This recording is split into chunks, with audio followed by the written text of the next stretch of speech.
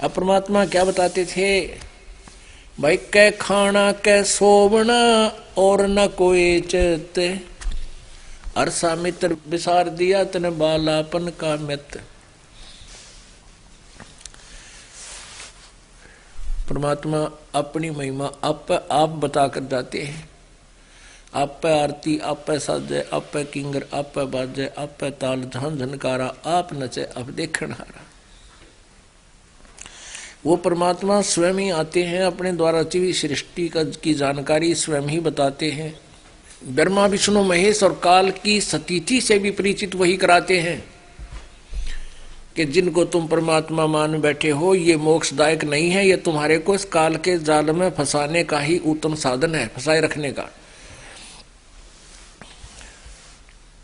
क्या बताते थे, कै खाना कै सोवना और न कोई चित, हर्षा प्रीतम विसारा बालापन का मृत्यु। इस उदर के कारणे जग जाचो निसियाम, स्वामी पणो सर चढ़ा सरयो न एको काम।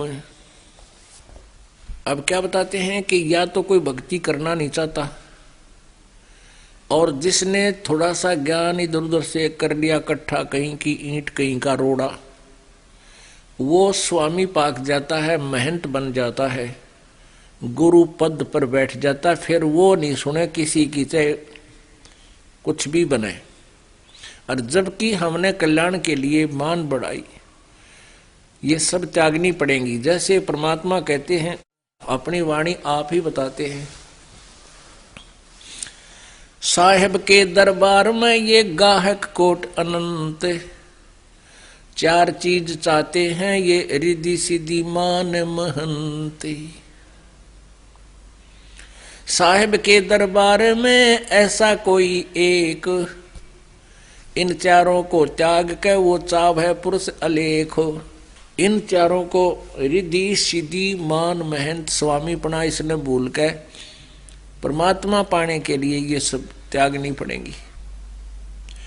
स्वामी होना सोहरा दोरा होना दासे, गड्र आनी ऊन को व बांधी तरह कपासे। और परमात्मा क्या बताते हैं कि स्वामी होना तो आसान है, चार श्लोक सीख ले संस्कृत के, 5-7 शब्द सीख ले परमात्मा की वाणी के। श्रद्धालु लोगों में मूर्ख बनाने के लिए, उनको आकर्षित करने के लिए बहुत कुछ है तेरे लिए, लेकिन परमात्मा पाने के लिए दोहरा होना दास। दोहरा होना माने कति विनम्र हो जाना। और जो अपनी मान बढ़ाई में फूले फिरते हैं वो तो ऐसे हैं जैसे बेड़ के ऊपर ऊन घनी हो जाती है तो वह बहुत मोटी तगड़ी लगे है, और धनी जब उसने उतार लिया ना उसके बाद वो इतनी दिखा रहा है, उसका अस्थि पिंजर सारा डराता है।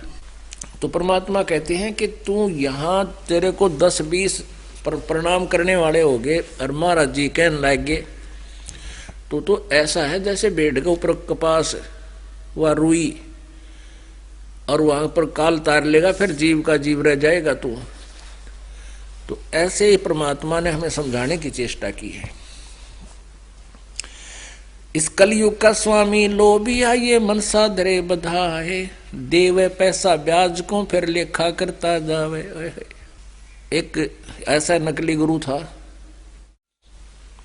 इधर दादरी के पास एक गांव है, उस गांव में उसके पास 75,000 रुपये हो गए। आज तो 25 साल पहले की बात है। डिपॉजिट कर रहा था बैंक में, और उसका एक चेला था, उसी के माध्यम से वो जमा करा रहा था।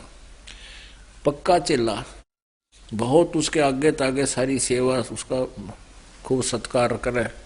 उस चेले ने स्कीम बनाई, गुरुजी मैं एक मकान बनाऊं हूं और मुझे लोन हुआ नहीं, अभी लोन मैंने अप्लाई कर रखा है, आप मुझे 75,000 रुपये दे दो, आपको 1 लाख दे दूंगा। अब गुरु जी ने सोचा भाई ठीक से ले ले।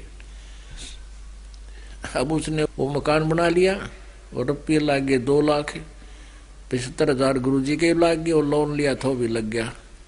अब गुरुजी मांगे पैसे और चेला बतावे धन, दोनों का रोड़ा पड़ गया।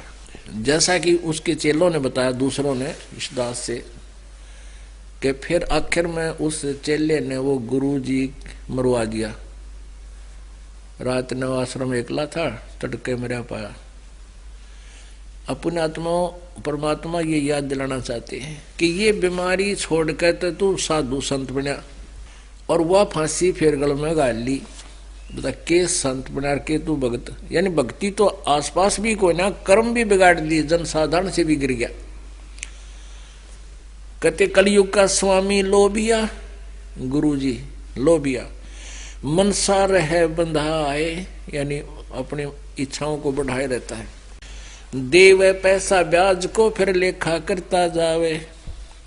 कल का स्वामी लोभिया ये पीतल धरे खटाए। राजद्वारे यूं फिरे जो हरियाई गाए। कबीर राजद्वारे रामजन तीन वस्तु को जावे। कै मीठा कै मान को या माया की चाहे। कहते संत ओ कह और इन राजाओं के पीछे या मंत्रियों के पीछे या इन अधिकारियों के पीछे फिरता है, वो संत नहीं है। और वो तो तीन चीज के लिए राज दरबारों में जाता है। एक तो मान बढ़ाई, लोग नो कहेंगे भाई यो तो मंत्री के यहाँ जाता है, मंत्री का खास आदमी है।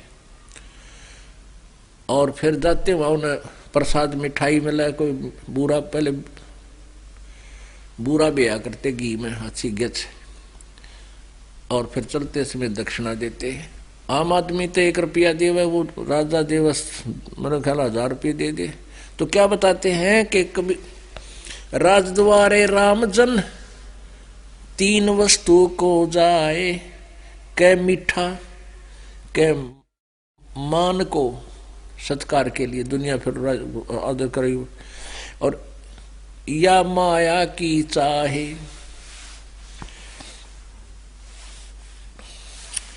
कबीर कलयुग कठिन है संत न पूजै कोई।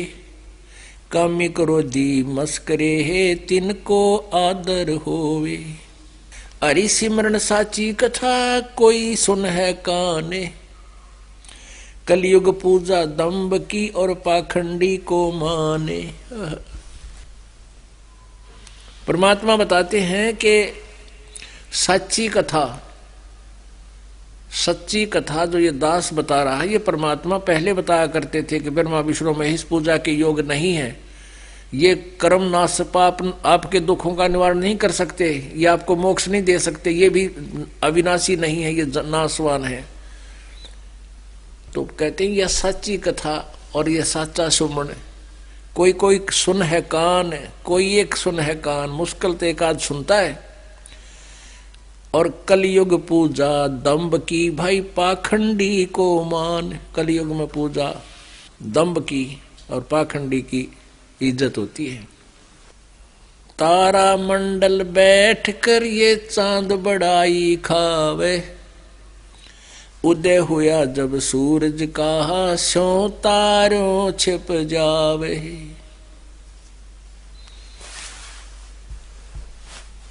परमात्मा परमेश्वर कबीर जी कहा करते थे कि जब मेरा ज्ञान प्रकाश में आएगा, उसमें वेदों और पुराणों के विपरीत ज्ञान ही ये ब्राह्मण लोग, गुरु ऋषि दिया करते थे। फिर भी वो ब्रह्म को सुप्रीम पावर बताते थे, ब्रह्मा विष्णु महेश को भी अजरो अमर बताते थे, 3 लोक के भगवान भी बताते थे, रजगुण सतगुण तमगुण भी बताते थे। परमेश्वर कबीर जी कहा करते थे कि जब मेरा ज्ञान, ये तत्व ज्ञान रूपी सूर्य उदय होगा, आप जी का ज्ञान और आपके भगवान ऐसे छिप जाएंगे जैसे तारा मंडल बैठकर चांद बड़ाई खावे।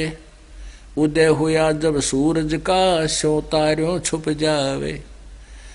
चांदनी यानी फुल मून नाइट बोलते हैं, फुल मून नाइट, यानी पूर्णमासी चांदनी रात्रि और चांद बहुत सुंदर लगता है और चंद सितारे भी बहुत अच्छे लगते हैं और तारामंडल के अंदर चंद्रमा बहुत सुंदर लगता है, सबसे प्रकाशमान दिखता है। कहते हैं जब सूर्य उदय हो जाएगा तब देखे तो बिना दिखे कहाँ गया हो, उसका प्रकाश उसके सामने इतना फीका हो जाएगा। तो परमात्मा परमेश्वर कबीर जी कहा करते थे जब मेरा ज्ञान और मेरी महिमा प्रकाश में आएगी, सूर्य उदय होगा, ये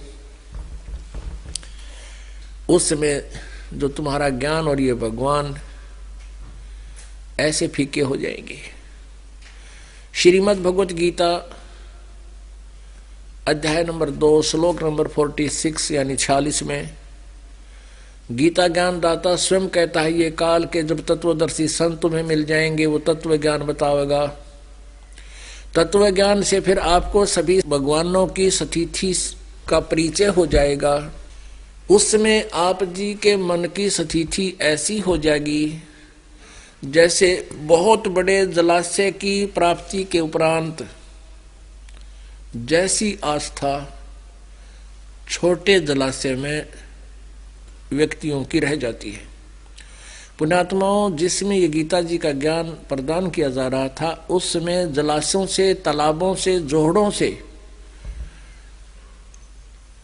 जीव निर्वाह चलता था मनुष्य का, सभी प्राणियों का। वर्षा हो जाती थी, दूर दूर से पानी आकर के एक तालाब का रूप धारण कर लेता था।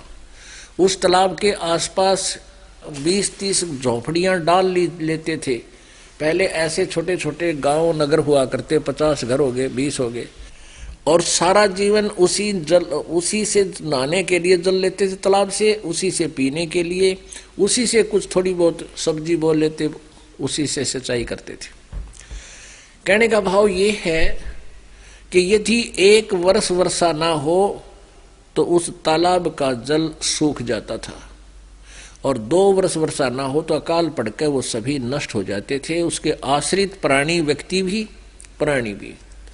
और उन व्यक्तियों को जो केवल एक तालाब, छोटे से जलाशय पर आश्रित है, उनको बहुत बड़ा सरोवर मिल जावे, इतनी बड़ी झील मिल जावे, उसका पता लग जावे कि जहां 10 वर्ष भी वर्षा ना हो तो भी उसका जल ना सूखे, तो उस समय उन प्राणियों की आस्था उस छोटे जलाशय में जैसी रह जाती है, पुण्यात्मा, उनको वो जलाशय का जल, छोटे जलाशय यानी तालाब का जल बुरा नहीं लगता, लेकिन वो सफिशिएंट नहीं है, वो पूर्ण उनका सब कार्य पूरे नहीं कर सकता, उनके लिए पर्याप्त नहीं है। वो तो काम चलाऊ सरकार है, वो तो काम चलाऊ था। वर्षा होगी तब जल इकट्ठा हो गया, ना हुई तो मर गए। और उस तालाब, उस झील के ऊपर 10 वर्ष भी वर्षा ना हो तो भी जल उसमें समाप्त नहीं होता, तो वो तुरंत उसको त्याग कर उस बड़ी झील की शरण ले लेते हैं। तो पुण्यात्माओं, आज जो बुद्धिमान व्यक्ति हैं, जिनके पिछले शुभ संस्कार अधिक हैं, वो इस ज्ञान को सुनते ही और तुरंत उन पूजाओं को, उन देवताओं को, उन भगवानों को, उन जलाशय को तुरंत त्याग के, कौन किन को, जो स्वयं नाशवान है, जो स्वयं भी मरेंगे तो आपकी कैसे रक्षा करेंगे, जो स्वयं भी अपने कर्म का दंड भोगना ही पड़ता है, वो प्रारब्ध में परिवर्तन नहीं कर पाते, तो आपको सुख कैसे देंगे। श्री कृष्ण का जीवन देख लो, सारा जीवन दुख में भरा रहा। जन्म जेल में, माँ बाप जेल में, बाहर आया तो मामा दुश्मन, जरासिंह, शिशुपाल, चाणोर, कोई कभी कोई उसके पीछे पड़े हुए। पर भगवान ने यहाँ के जो राम थे आपके श्री कृष्ण, उनने यहाँ से मथुरा त्याग कर और उस समुद्र में जाकर शरण दी, वहाँ एक टापू देखकर वहाँ अपना नगर बसाया, सब यादों को वहाँ ले गया कि कौन लड़ाई मूर्खा के साथ रोज यहाँ पर। और फिर अंत क्या हुआ श्री कृष्ण जी का, पूरे यादों का क्या अंत, जिसके सामने अब जैसे अभी तक ये धारणा है हमारी कि हमारा कुल चले और हमारा बच्चे हों, हमारा कुल चले, खानदान बढ़े, हमने बड़ी खुशी हो, और जिसके सामने सारा कुल मारा गया, श्री कृष्ण बाद में मरे, पहले 56 करोड़ यादव उनके सामने कट के मर गए। किसी व्यक्ति का 5 बेटे हैं और एक बेटा मर जा, टक्कर मारा है वो उसकी दुख में, और 2 मर जा तो जमा रो रो का अंधा हो जाता है, और 5 मर जा तो उसकी स्थिति वो जान सके जिस गल बीता है। और श्री कृष्ण जी के पोते और पड़पोते और सारा रिश्तेदार खानदान सारा नष्ट हो गया, और श्री कृष्ण जी भी देख रहा है। एक बुढ़िया रोए थी न बोली, एक बेटा मर गया, 2 पोते मर गए एक्सीडेंट में, हे भगवान ये दुख देखने खातिर मैं क्यों जिंदा रहेगी, पहले क्यों ना मरगी। यानी जो बाद में बुजुर्ग जीवित है उसके सामने कुल मरण लग रहा है, वो सुखी नहीं हो सकता। तो पुण्यात्मा यहाँ क्या बताते हैं, तारा मंडल बैठ कर ये चांद बढ़ाई खावे, उदय हुए जब सूरज का ये स्यों तारों छिप जावे। अब परमेश्वर के ज्ञान के सामने अब वेद ज्ञान, पहली बात तो जो वेदों का ठेका ले रहे थे उन्हें वेदों का ज्ञान नहीं था। वेद बताते हैं परमात्मा सशरीर है, मनुष्य सदृश है, और वो परमात्मा ऊपर सतलोक में अमर स्थान पर रहता है, दिव्य लोक में रहता है, और वहां से गति करके यहाँ आता है, अपना तो यथार्थ ज्ञान वही प्रचार करता है, और वो श्रेष्ठ आत्माओं जो अच्छी आत्माएं हैं उनको मिलता है, उनको ज्ञान प्रचार करता है, फिर वो हम उस परमात्मा के ज्ञान का फर्दर प्रचार करते हैं, आगे वो प्रचार किया करते हैं। तो वो परमेश्वर कौन है, आज तक ये लीला किसने की, कबीर देव ने, काशी में आए उस जुलाहे ने, उस सर्वशक्तिमान ने जितनी बार भी वह प्रकट हुए हैं इसी तरह हुए जैसे वेद बताते हैं। तो इन वेदों के ज्ञाताओं को, वेदों का जो वेदों को कहते थे हम वेद जानते हैं, वेदों को सत्य मानते हैं, उनको वेदों का ज्ञान नहीं था। वेद बताते परमात्मा सशरीर है, वो निराकार बताएं, और वेद बताते हैं परमात्मा एक देशीय है, वो कहते हैं एक देशीय है नहीं, एक स्थान पर नहीं रहता। और वो बताते हैं कि वेदों में कहीं नहीं लिखा कि पाप नाश हो जाते हैं, प्रारब्ध के कर्म कट जाते हैं, पाप कर्म नष्ट हो जाते हैं, जबकि वेद बताते हैं परमेश्वर की साधना से घोर पाप का भी नाश हो जाता है। तो पुण्यात्माओं, इस यथार्थ ज्ञान को प्रभु ने 600 वर्ष पहले परमेश्वर ने स्वयं आकर बताया था। जब ही सत्य नाम हृदय धर्यो, भयो पाप को नाश, जैसे चिंगारी अग्नि की भाई पड़े पुराने घास। जैसे चिंगारी अग्नि की, और चाहे लाखों टन सूखा घास पड़ा उसमें एक माचिस की तिल्ली लगा दे या आग सलगा के उसमें डाल दे, हवा चले बक्कड़ पाटे, सब जलकर नष्ट हो जावे, और चला हवा उस राख को भी इधर उधर फेंक देती है। तो पुण्यात्माओं, परमात्मा परमेश्वर कबीर जी कहते थे जब जो नाम हम देंगे, जो यथार्थ मंत्र है, सत्य मंत्र है, उसकी साधना से आपके पाप, संचित पाप, प्रारब्ध के कर्म ऐसे जल जाएंगे जैसे पुराने घास में एक माचिस की सीख डाल दी जाती है, सतनाम ऐसा आग लगा देगा। जिनको ज्ञान नहीं उनके विषय में क्या बता रहे हैं भगवान, पद गावे मन हर्ष के, पद गावे मन हर्षिया और साखी कहा आनंद, राम नाम जाना नहीं गल में पड़ गया फंद, करता जिसे कीर्तन ऊंचा कर कर तोड़े, जाने बुझे कुछ नहीं यो ही अंधा ढूंढे। अब क्या बताते हैं कि ये कीर्तन करते हैं, जागरण करते हैं, ये बड़े सुरीली आवाज में और ऊपर न मुँह कर बड़ी लय लगाओ है नो, कोई कान को नाम सारे सुर मिला के, अनु नाम का पता नहीं, बंडे बे मतलब जैसे कोई रोग के बारे में बता रहा तुझे, ये रोग है औषधि खा ले, ये रोग है औषधि खा ले। अब औषधि है नहीं। पुण्यात्मा, जो ये बताने वाले कि भगवान की भक्ति करनी चाहिए, परमात्मा की भक्ति से दुख दूर होते हैं, सभी सत्संग में संत बता देते हैं, लेकिन उनके पास वो जड़ी नहीं, वो मंत्र नहीं, तो कहते हैं वो तो बेमतलब अपना वैसे ही वो समय वेस्ट कर रहा है।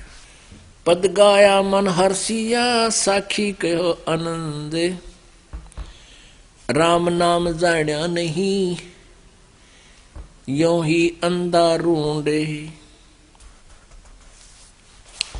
नाचे गावे पद कहे और ना ही नाम से हेत, कहे कबीर क्यों नीप जाइयो बीज बेहू ना खेत।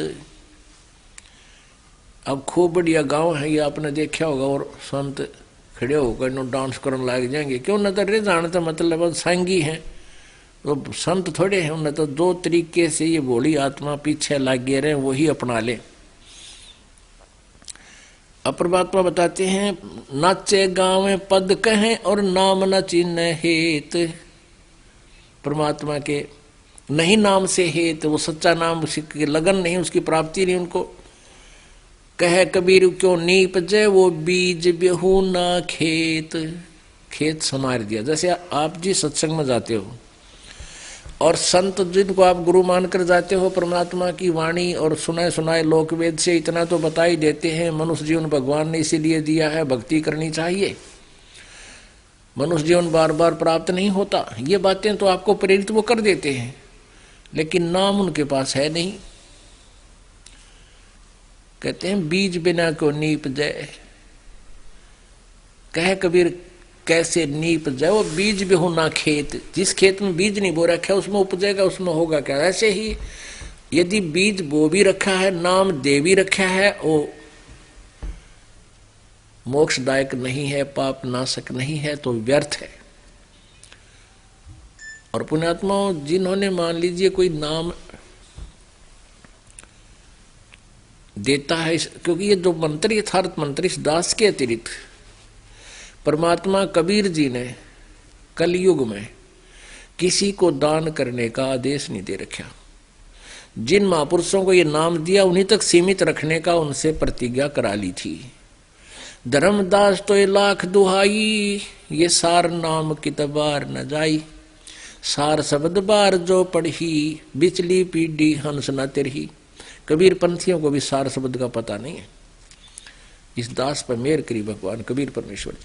तो इस दास से नाम प्राप्त प्राणी, एक दो नीच आत्मा के बारे में पता चला कि वो नाम देने लग गए हैं, तो वो तो चोर हैं भगवान के। इसे दुष्ट तो पहले बतेरे थे, इन्हीं से छुपाने के लिए मालिक ने ये अभी तक छुपा के रखे थे ये मंत्र कि किसी को बताना नहीं।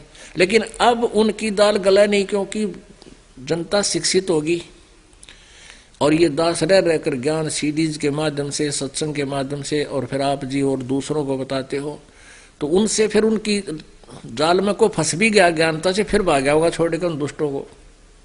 तो वो अधिकारी नहीं है, नाम देने के अधिकारी नहीं है। जैसे कोई नकली अपॉइंटमेंट लेटर देता है, लाइन पंक्तियां वही लिख देता है जो एक अधिकारी लिखता है। आप you are appointed for the post of such and such, your salary will be such, this will be term and condition, और नीचे वो साइन कर देता है। जो अधिकारी है तो वो कामयाब है, उसको लाभ मिलता है, और उसको अनधिकारी को झूठा साइन कर देता है उन्हीं पंक्तियां को लिख करके, तो वो धोखा दे रहा है। डुप्लीकेट कोई पासपोर्ट बनाता है तो वो नहीं चलेगा, जब चाहोगे सही स्थान पर पकड़ा जाएगा, दोनों को सजा होगी। ऐसे ही ये झूठे मंत्र देने वाले झूठे गुरु हैं। तो पहले जिस भी संत को परमात्मा ने ये मंत्र दिया, आगे देने के लिए नहीं कहा कि इनको गुप्त रखना भी। तो इस प्रकार परमात्मा हमें हर तरह से ज्ञान देकर गए।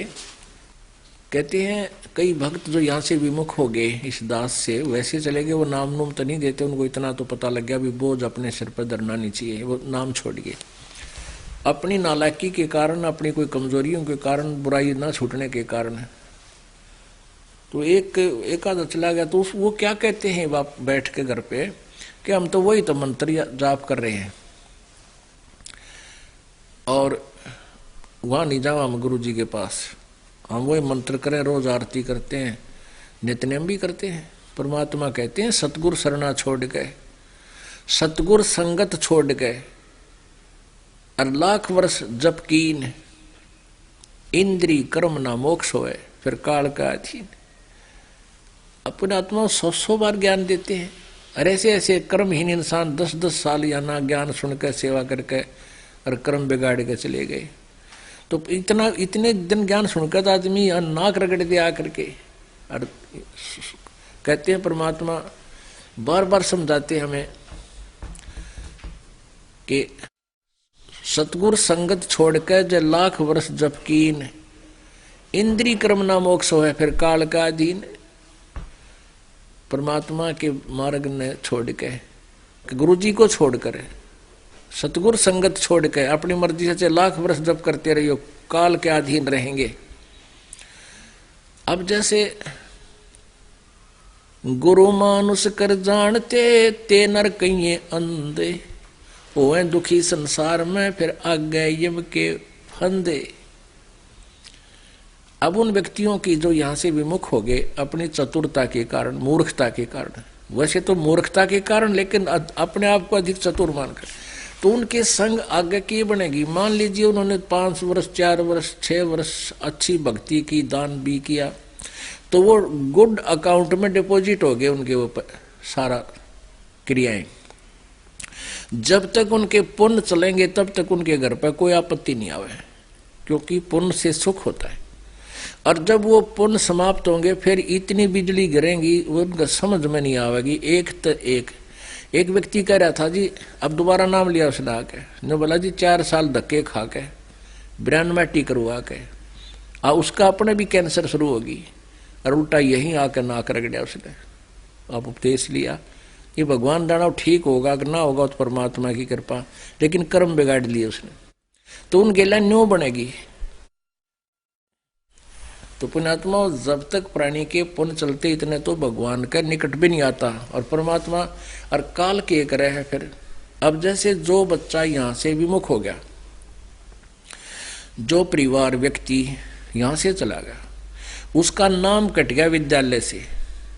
और जो बच्चे विद्यालय में आ रहे हैं गलती करते हैं तो टीचर उनके लिए उनके भविष्य को देखते हुए उनको डांटता भी है।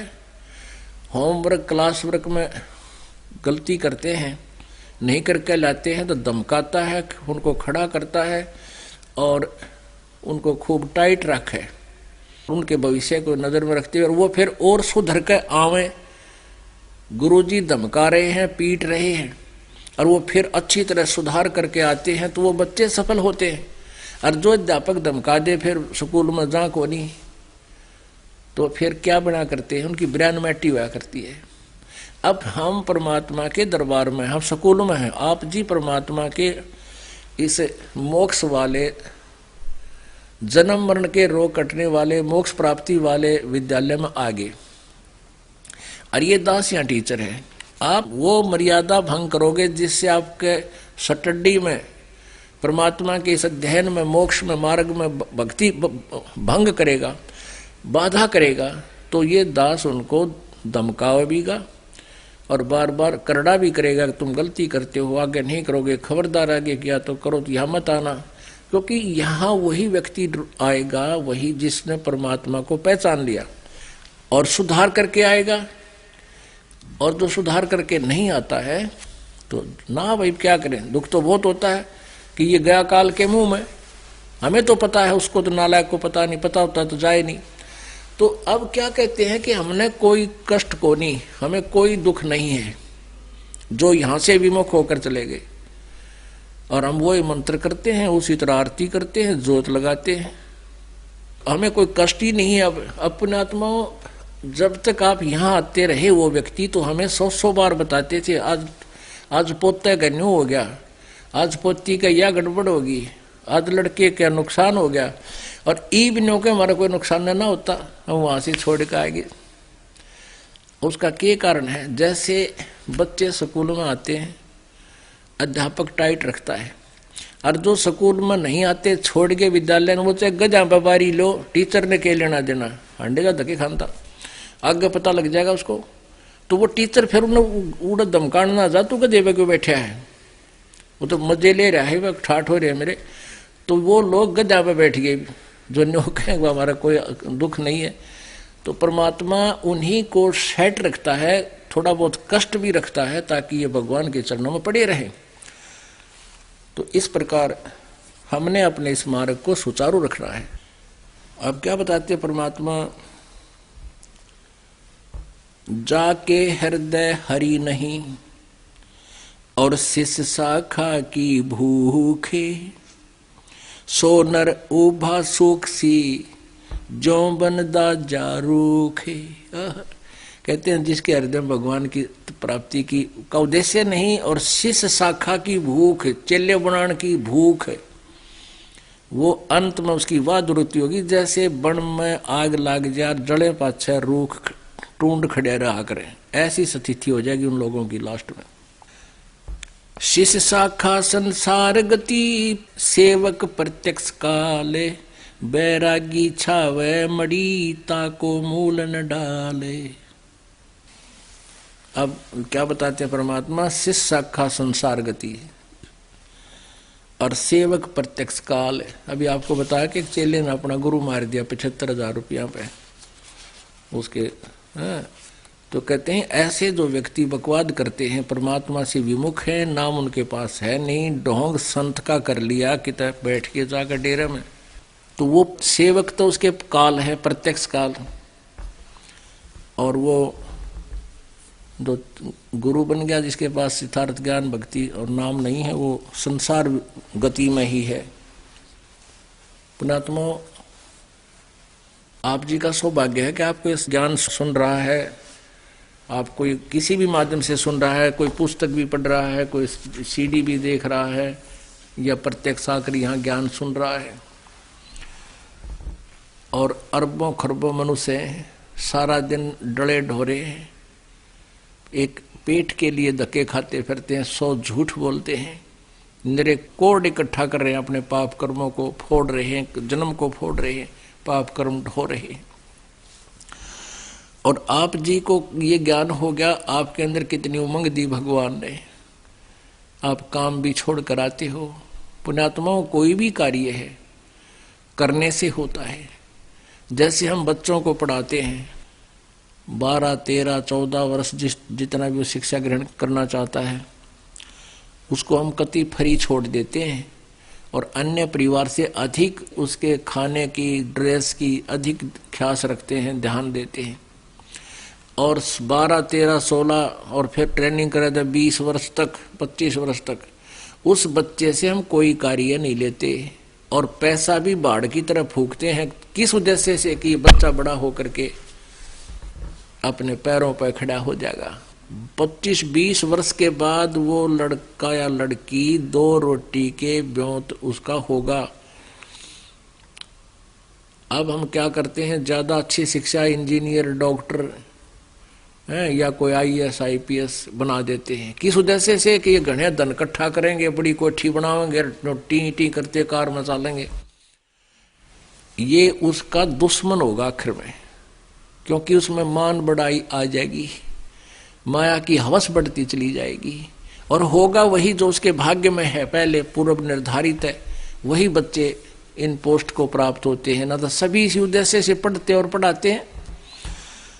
तो हम परमात्मा के विधान को भूल गए, अपनी जीव संज्ञा सोच से हम नरे निकम्मे हो गए, हम अपने हिसाब से पापी हो गए, माया पुजारी हो गए, आपस में द्वेष हो गया, चतुर हो गए।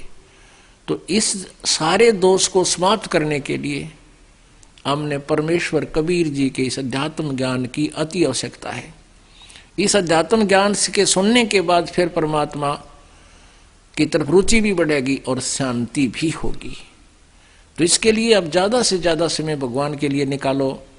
जो इस ज्ञान को समझ चुके हैं वो तो अपना सिर पे पैर रख लिया उन्होंने, तो दास देख रहा है, सत्संग में भी आते हैं, सेवा भी करते हैं, बाकी समय में भी आते हैं। और फिर यदि वो नियम में रह रहे हैं तो देखना उनकी क्या मौज करेगा परमात्मा, यहां भी सुख देगा।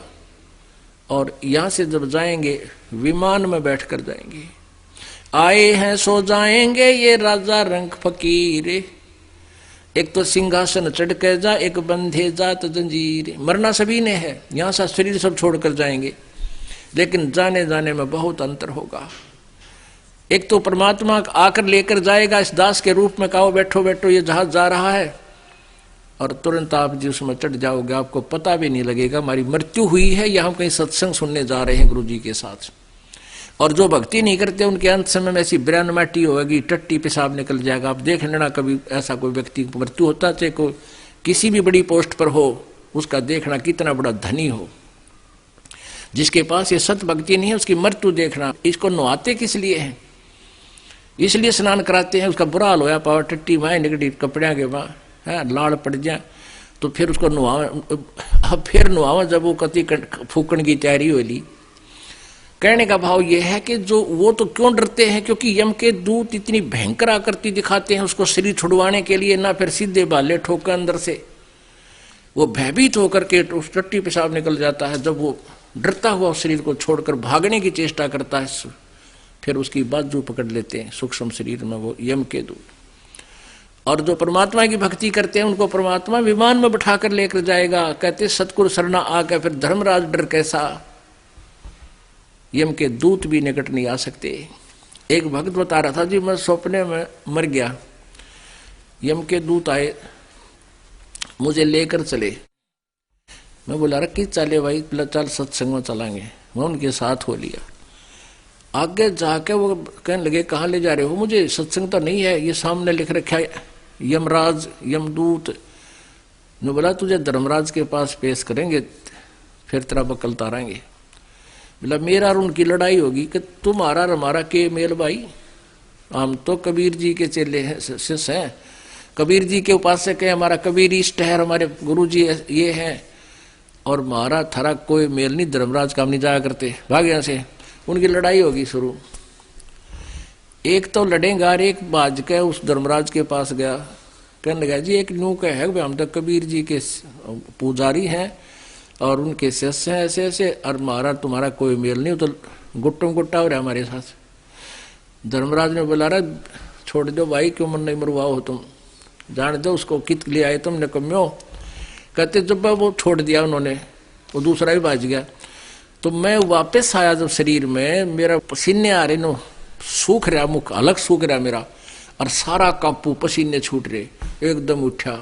कहते कम से कम 2-3 गिलास तक पानी पिए, जब शरीर शांत हुआ, फिर मेरे जचीरे में तो मर गया था सचमुच। और वो ज्ञान काम आ गया कि भाई हम परमात्मा के बच्चे हैं, हमारा तेरा कोई मेल नहीं।